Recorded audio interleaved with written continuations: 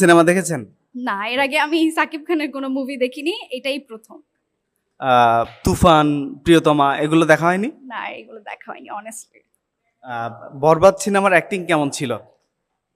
যদিও copy paste ছিল, but Copy paste? কিছু কিছু সিনেমা থেকে ওরা নিয়েছে, বাট স্টিল সাকিবের অ্যাক্টিং বেস্ট ছিল। আপু কেমন ছিল? জি, অনেক ভালো ছিল। অনেক ভালো বলতে কেমন বলো, বুঝিয়ে বলেন।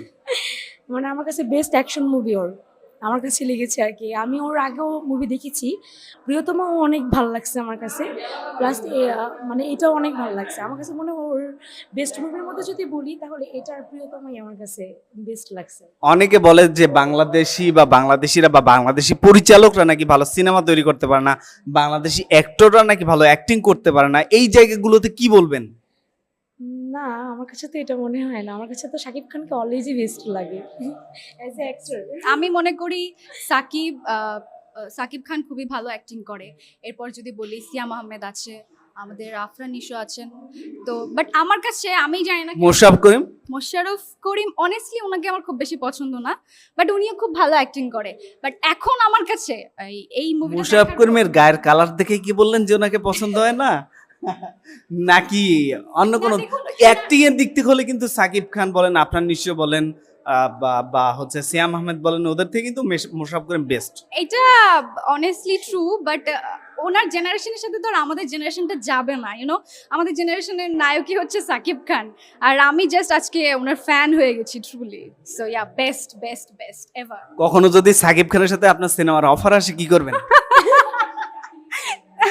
এটা কখনোই সম্ভব হবে না। অসম্ভব বলে কিচ্ছু নেই।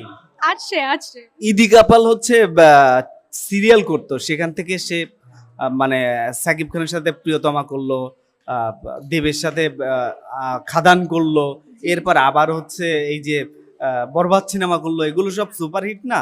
তাহলে এটা তার রাজকপাল না? তো আপনারা আসবেন এটা কনফার্ম কিভাবে হলেন? আমি জানি না, বাট আমার মনে হয়েছে এটা যদি আসে তাহলে তো আমার সাত কপাল। আপুর যদি আসে? না, আমার তো আর এইসব লাইনে যাওয়ার কোনো ইচ্ছা নেই। আসলেও বা কি, না আসলেও বা কি।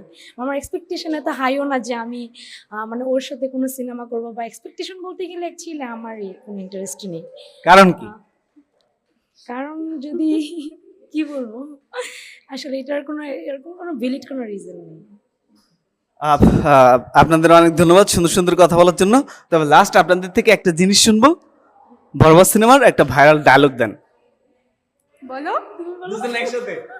সাইলেন্ট। এটাই আর কি বলবো? জিল্লু। হ্যাঁ, আরেকটা হচ্ছে যে